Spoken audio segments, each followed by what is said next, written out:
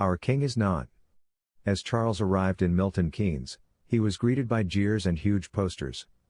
The crowd of anti-monarchy protesters gathered in Milton Keynes didn't seem to bother King Charles. When the head of state arrived in Milton Keynes, he was greeted by demonstrators who were booing him and yelling anti-monarchy slogans following the start of a minor protest organized by the group Republic, which supports the election of the UK's head of state. Charles arrived at the Church of Christ the Cornerstone in the English city. The king, who was only escorted by his security detail, didn't seem to mind that people were yelling "Not Our King" and carrying bright yellow signs to oppose him. The 74-year-old monarch made the decision to approach the fences, where both the booing protesters and many cheering royal supporters were, rather than leave. He then began shaking hands and speaking with some of his supporters.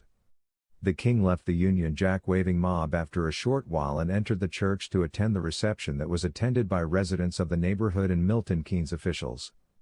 The Milton Keynes Islamic Arts, Heritage, and Culture, the Milton Keynes Theatre, Bletchley Park, the Open University, the Neighborhood Council of Faiths, and Ride High were among the organizations that were represented at the reception.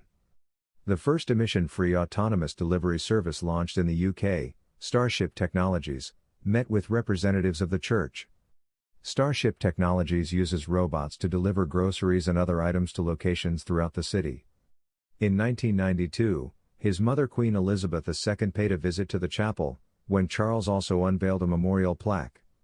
It was revealed earlier this month that the king would visit Milton Keynes, which is now officially a city. The Queen Camilla was supposed to be with Prince Charles today, but she had to cancel her plans earlier this week after her COVID-19 test was positive. About noon, anti-monarchy protesters in Milton Keynes began congregating after announcing their intention to hold a rally on Wednesday. About the impending demonstration, a Republic spokeswoman told Express. Co. UK on Wednesday, Republic is worried about recent police harassment of peaceful protesters at royal engagements. We're determined to spread the word that it's acceptable to demonstrate against the royals. We require an important public discussion rather than an unnecessary coronation. We think it's time to ask the British people, do you want Charles or a choice? We need to have a serious discussion about the monarchy's future since the tide is beginning to move against it. The anti-monarchy activist made reference to the series of demonstrations that have occurred nationwide during royal engagements since Queen Elizabeth II's passing in September of last year. Richard Fitzwilliams, a royal commentator, gave his thoughts on the anti-monarchy group's protest before the king arrived. Citizens have the right to calmly protest, of course, but I hope they don't do so frequently, he told Express. Co. UK. They probably won't help themselves all that much.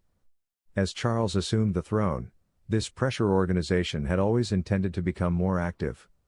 Surveys continue to suggest that Britain is overwhelmingly in favor of maintaining the monarchy, but the institution is having trouble winning the support of people between the ages of 18 and 24 due to the attacks by the Sussexes. But, I doubt a few Republican signs turning up will make any difference. With Kate and William's fan, George and Charlotte had a hugely exciting visit to a television set.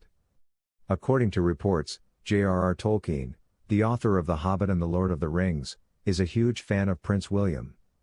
It has been reported that the Prince and Princess of Wales went on a quiet adventure with their older son and daughter in the fictional continent of Middle-earth. A late-night private tour of the Rings of Power set was reportedly offered to Kate and Prince William on Friday.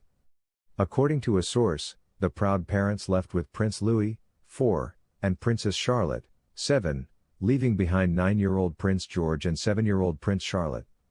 The four important royals were met by cast members and given a tour of the TV show's set when they arrived with security at a forest in Buttersteep Hill, Ascot.